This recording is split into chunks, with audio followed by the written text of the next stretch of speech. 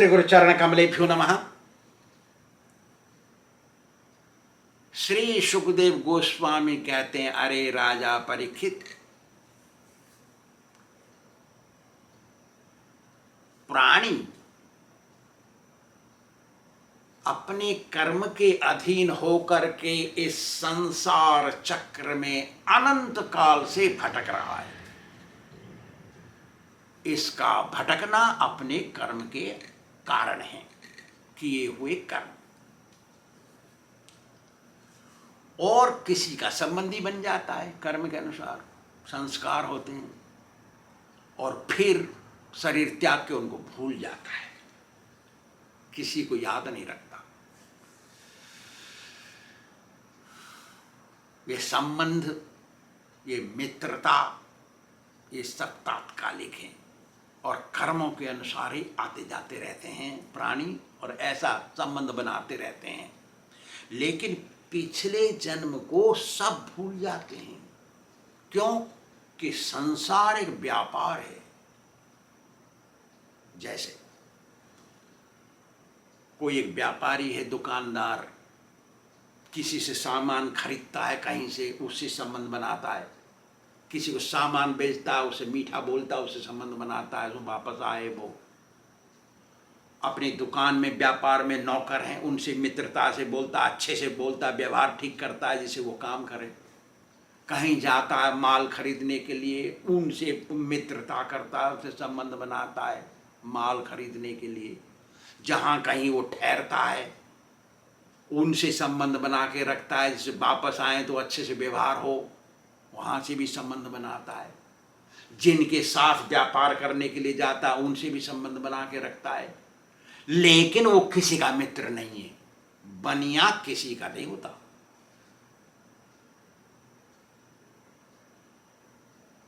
वो उसका लक्ष्य केवल पैसा बनाना है, व्यापार में उन्नति करना है, बस इतना ही है। ऐसा ही है प्राणी, इस संसार में आता है, किसका किसका बन जाता है और सबको बना कर भूल जाता है।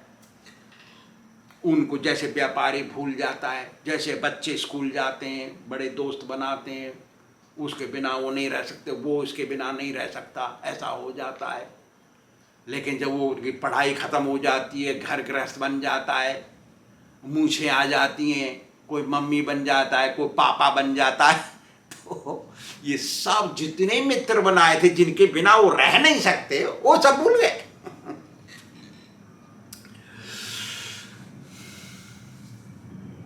ऐसा है। बच्ची बन जाती है मम्मी किसी की, बच्चा बन जाता पापा किसी का, बहन बन जाती किसी की पत्नी। फिर कहाँ है यादगार? आत्मा जब शरीर छोड़ता है तो कभी वृक्ष बनता है, कभी पक्षी बनता है, कभी पशु बनता है, कभी मनुष्य बनता है, कभी देवता बनता है, और ये तात्कालिक तरीके से बनते हैं। ये तात्कालिक संबंध हैं। आत्मा इसके अंदर परमानेंट, शाश्वत है। इसका मतलब ये है, इस सांसारिक शारीरिक संबंध ये स्थायी नहीं है। आत्मा ही एक स्थायी है, जो भगवान का अंश है। तो मतलब भगवान का संबंध ही स्थायी संबंध है। भगवान से संबंध बनाना चाहिए। ले लो कुछ सूखी घास, अपने हाथ में घास ले लो कुछ दिन के, और जाओ समुद्र में फेंक दो। समुद्र में तो लहर होती है, बड़ी बड़ी लहर चलती हर समय, 24 घंटे से लहर है, उसमें फेंक दो तो कुछ देर के लिए इकट्ठे रहेंगे, फिर अलग हो जाएंगे। और कब मिलेंगे कब मिलेंगे किसी को मालूम नहीं है, फिर मिल जाएंगे वो। यही है संसार। संसार भवसागर है, इसमें लहर है समय की, टाइम कालो उसमें लोकक्षय कृत प्रवृत्त हो। ये लहर है इसमें समय की, भवसागर है ये, भव समुद्र। इसमें हम आ गए, कब मिल जाएंगे कब अलग हो जाएंगे मालूम नहीं। ये पारिवारिक संबंध ये तात्कालिक है। श्री सुखदेव गोस्वामी जी कहते हैं, जब अंगिरा मुनि ने चित्रकेतु से कहा कि देखो, मनुष्य स्वरूप में बिना गुरु बनाए किसी को उद्धार नहीं मिला, कोई उद्धार नहीं हुआ। मनुष्य स्वरूप में गुरु जरूर बनाना चाहिए। तब चित्रकेतु ने सोचा, अरे तेरे के मेरे पास तो असली गुरु आए हैं, ऐसे बड़े भाग्य से मिलते हैं, क्योंकि शास्त्र सम्मत है, ये गुरु सही हैं, शुद्ध भगत हैं, भगवान के शरणापन्न हैं। तब नारद मुनि को प्रणाम किया, नारद मुनि को गुरु बना लिया, नारद मुनि से दीक्षा ले ली, उनका शिष्य बन गए। ये जब सुना सुत गोस्वामी जी से कि सुखदेव गोस्वामी जी ऐसे बोल रहे हैं परीक्षित को, सुत गोस्वामी जी ने ऐसा कहा वहाँ 88,000, ऐसा जब सुना सौनक ऋषि ने खड़ा हो गया तुरंत। महाराज, सुत गोस्वामी से कहा, हे महाराज, आपने तो बताया था केवल उनको उनके कष्ट को शांत करने गए थे, वहां क्या दीक्षा लगा दी, ये दीक्षा कैसे दे दी वहां पे? उसको तो कष्ट दूर करना था बस। तब इस पर सुत गोस्वामी जी बोलते हैं, देखो कष्ट दूर करना, जब कष्ट दूर हो जाए और मनुष्य को ज्ञान हो जाए तो उसको दीक्षा देना चाहिए। साधु का कर्म है दूसरे की भलाई करना। साधु अपनी जिंदगी बिताता है दूसरे की भलाई के लिए, और कोई काम नहीं उसको जिंदा रहने का। साधु केवल जिंदा रहता है, दूसरे की भलाई हो जाती, तो उसको शांत कर दिया, शांत हो गया वो, तभी दीक्षा दी। अरे अशांत अवस्था में कभी भी दीक्षा नहीं देना चाहिए। देखो एक बार अर्जुन अशांत हो गया तो तुरंत फिर पूछा सौनक ने, अरे अर्जुन को तो शांत दुखी था तो भगवत गीता कह दी युद्ध शुरू हो गया, आप कह रहे हैं बीच युद्ध में तो अर्जुन अशांत हो गया। मैं कहा हाँ, सुत गोस्वामी बोले अर्जुन अशांत हो गया। कब? देखो सुभद्रा की शादी अर्जुन से हुई, उसमें से एक बच्चा पैदा हुआ, उसका नाम था अभिमन्यु। अभिमन्यु युद्ध करने गया, उसको अन्याय से महारथियों ने मार दिया मिल करके। जब अभिमन्यु मर गया तो सब पांडवों में शोक फैल गया। अर्जुन तो पागल हो गए दुख के मारे, क्योंकि उससे ज्यादा संबंध है सबका, वही सबसे प्यारा बच्चा। बच्चे तो और भी हैं, द्रौपदी के बच्चे हैं। अर्जुन ने अपना धनुष बाण रख दिया। अब इस बार दृढ़ता से बोला, मैं नहीं लड़ने का, यदि ये युद्ध नहीं होता तो मेरा बच्चा बचा रहता। बात भी सही है, लेकिन ये बात सही नहीं है, गलत है ये बात। युद्ध नहीं होता तो मेरा बच्चा बचा रहता, बात गलत है। क्यों? धर्म संस्थापनार्थाय संभवामि युगे युगे।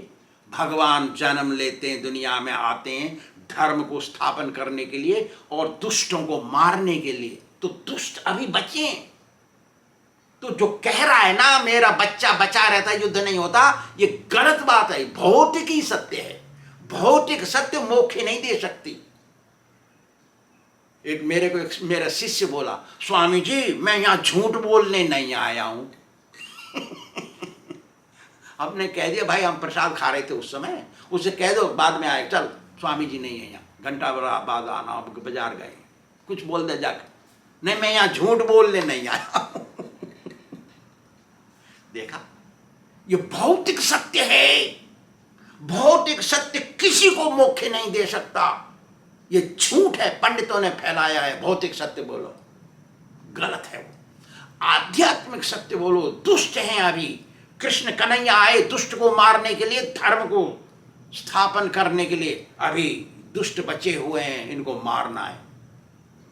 ठीक है, अर्जुन माना नहीं, कोई बात बोली, भगवान बहुत बताए, तब देख लिया, अरे तो युद्ध नहीं करेगा, अभी तो दुष्ट को मारना है। चलो बैठ रहे अर्जुन, रथ में बैठ, मैं ले दिखाता हूं तेरा बेटा, चल दिखाता हूं। तो भगवान ने 7 समुद्र पार कर दिए अर्जुन को लेकर के। इस सृष्टि के बाहर है लोकालोक पर्वत, उस लोकालोक पर्वत के पार गए, वहां अंधेरा है बिल्कुल। तो भगवान ने चक्र फेंक दिया अपना, वहां उजेला किया, वहां दिखाई दिया अर्जुन को अभिमन्यु। पकड़ लिया हाथ अर्जुन ने अभिमन्यु का, और कहा, बेटा मेरी तरफ तू क्यों नहीं देखता, इतना प्यार करता था मुझसे, मेरे बिना तो तू रह नहीं सकता, मैं भी तेरे बिना नहीं रह सकता, तो मेरी तरफ क्यों देखता भी नहीं है, तेरा इतना कठोर हृदय कैसे हो गया, तू इतना निष्ठुर हो गया मेरे प्रति। देख तेरी मम्मी रो रही है वहां, रोटी नहीं खाई उसने अभी तक, देख तेरे चाचा ताऊ सब रो रहे हैं, तेरे मामा को छोड़ करके सब परेशान है तेरे बिना, सब दुखी हैं। मामा एक कृष्ण कन्हैया यही प्रसन्न दिखाई देता, बाकी सब अब मरे जा रहे हैं तेरे बिना, चल तू। बच्चे ने हाथ छुड़ाया, फिर पकड़ लिया अर्जुन ने, तो बोला, बच्चा बोलता, अभिमन्यु देख मैंने कितने जन्म ले लिए, करोड़ों अरबों जन्म, अनगिनती जन्म ले लिए, मैं कभी पेड़ पत्ता था, कभी पशु पक्षी था, कभी मनुष्य था, कभी देवता बन गया, तू मेरे किस जन्म का बाप है बता। तू कह रहा है मैं बाप हूं तेरा, मैंने तो इतने जन्म ले लिए, तू मेरा बेटा बन गया लाखों बार, मैं तेरा बेटा बन गया करोड़ों बार, तू किस जन्म का बाप है बता।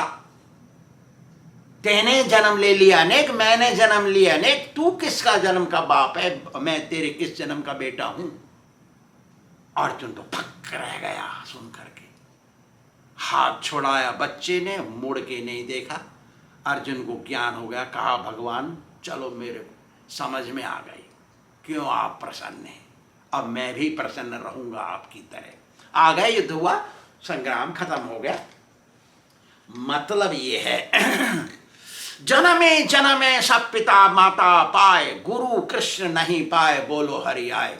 हर एक जन्म में माँ बाप होते हैं, सर्प का जन्म मिला तो माँ बाप है वहां, गधे का जन्म मिला तो माँ बाप है वहां, पक्षी का जन्म मिला वहां भी माँ बाप है, देवता का जन्म मिला वो भी माँ बाप है वहां, सब जन्म में माँ बाप मिले थे, लेकिन गुरु और कृष्ण दो नहीं मिले थे, इसलिए हमको दोबारा जन्म लेना पड़ता है। बार बार जन्म लेना इसी कारण से है कि हमको गुरु असली और भगवान कृष्ण की पूजा हमने नहीं की। इस जन्म में हमारा सौभाग्य है, हमको गुरु मिल गया जो सिखा रहा है कृष्ण भजन करो। आत्मा का कोई प्रिय नहीं होता, कोई अप्रिय नहीं होता, आत्मा के लिए सब बराबर हैं।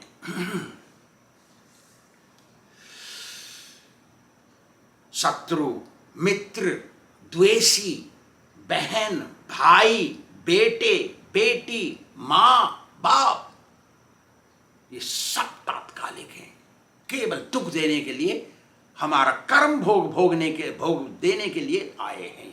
ये असली संबंध ही नहीं है, असली संबंध तो आत्मा का परमात्मा से है। श्री सुखदेव गोस्वामी जी आगे कहते हैं, ऐसी बातें सुन करके राजा चित्रकेतु आश्चर्यचकित रह गए।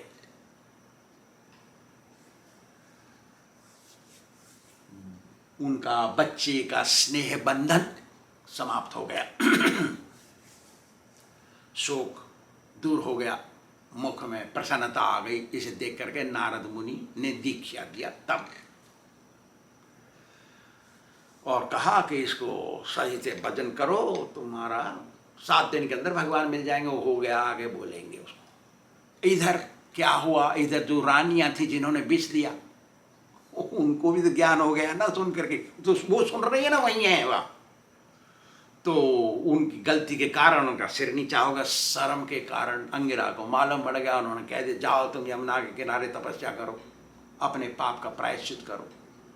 तो अंगिरा मुनि की बात मान के सारी रानियां गई यमुना जी के किनारे। गंगा जी के किनारे क्यों नहीं बताया ना, गंगा जी तो भगवान के चरण धोवन है, यमुना जी तो पटरानी है, इसलिए यमुना में एक बार स्नान करने से 100 बार गंगा स्नान का फल मिलता है। चित्रकेतु भी ज्ञान हो गया उनको, वो गृहस्थ रूपी कीचड़ से निकले, जैसे हाथी कीचड़ से निकल जाता है, और भगवान का भजन करके मोक्ष प्राप्त किए। मोक्ष प्राप्त करना मनुष्य का लक्ष्य है। श्री राधा गोविंद भगवान की जय।